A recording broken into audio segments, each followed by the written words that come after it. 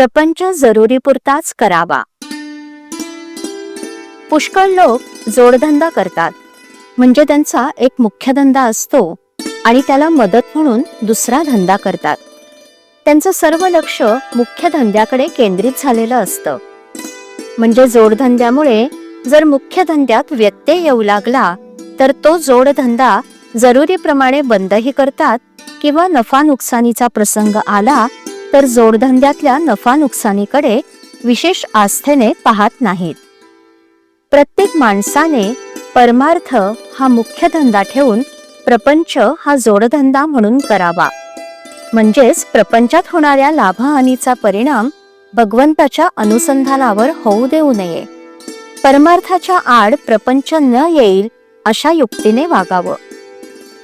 भाजीला जसं मीठ लागतं तसा परमार्थाला प्रपंच लागतो. मीठ नसेल तर भाजी आळणी लागते, पण मीठ जास्त झालं तर भाजी खाववत नाही. त्याचप्रमाणे प्रपंच आणि परमार्थ यांचा संबंध आहे. काही लोकांना सवयीने मीठ जास्त लागतं, तसं ज्यांना प्रपंचाची सवय झाली आहे त्यांना तो जास्त लागतो. त्यांची गोष्ट निराळी, पण ज्यांना प्रपंच नवीन सुरू करायचा आहे त्यांनी तरी तो बेतानेच करावा. भगवंत डोळ्यांपुढे ठेवून वागावं.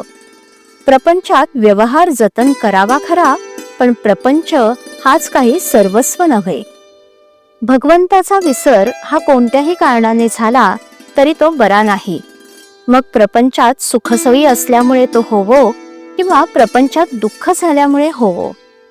प्रत्येकाला प्रपंचाची अत्यंत जरुरी आहे, पण आपण त्याला वाजवीपेक्षा जास्त महत्त्व देतो आणि त्यामुळे सर्व बिघडतं. प्रपंच पाहिजे आणि दुःख नको असं म्हणणं वेडेपणाचं आहे. मूल असेल तर ते कधीतरी आजारी पडायचंच. प्रपंच हा कुणाला सुटला आहे? हा प्रपंच, हा संसार भगवंतानेच उत्पन्न केला आहे, तर तो कुणाला तरी सुटेल का? तसा नुसता प्रपंच तापदायक नाही, तर आकुंचित प्रपंच हा तापदायक आहे. ज्याप्रमाणे आपण आपल्या या खिशातले पैसे त्या खिशामध्ये ठेवतो, त्याचप्रमाणे प्रपंचातलं आपलं मन काढून घेऊन भगवंताकडे लावावं. तसं करण्यात समाधान आहे. नवरा बायकोचं ध्येय एकच असेल तर त्यांचा प्रपंच सुखाचा होतो. जो मनुष्य हौसेने प्रपंच करील त्याला तो करायला 24 तासही पुरणार नाहीत, पण जो जरुरी पुरता प्रपंच करील त्याला 3-4 तास पुरतील. प्रपंचामध्ये कर्तव्याला चुकू नये, पण त्यामध्ये आसक्तीने गुंतून राहू नये. आपले व्यवहाराचे कर्तव्य मनापासून केल्यानंतर त्याचं फळ रामाकडे सोपवावं. रामाचं नाव शक्य तितकं घेऊन आपलं मन त्याच्या ठिकाणी चिकटावं, यासाठी त्याची मनापासून प्रार्थना करावी. श्रीराम. श्रीराम जय राम जय जय राम. श्रीराम जय राम जय जय राम. श्रीराम जय राम जय जय राम. श्रीराम जय राम जय जय राम. श्रीराम जय राम जय जय राम.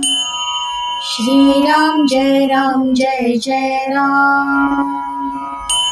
श्रीराम जय राम जय जय राम. श्रीराम जय राम जय जय राम. श्रीराम जय राम जय जय राम.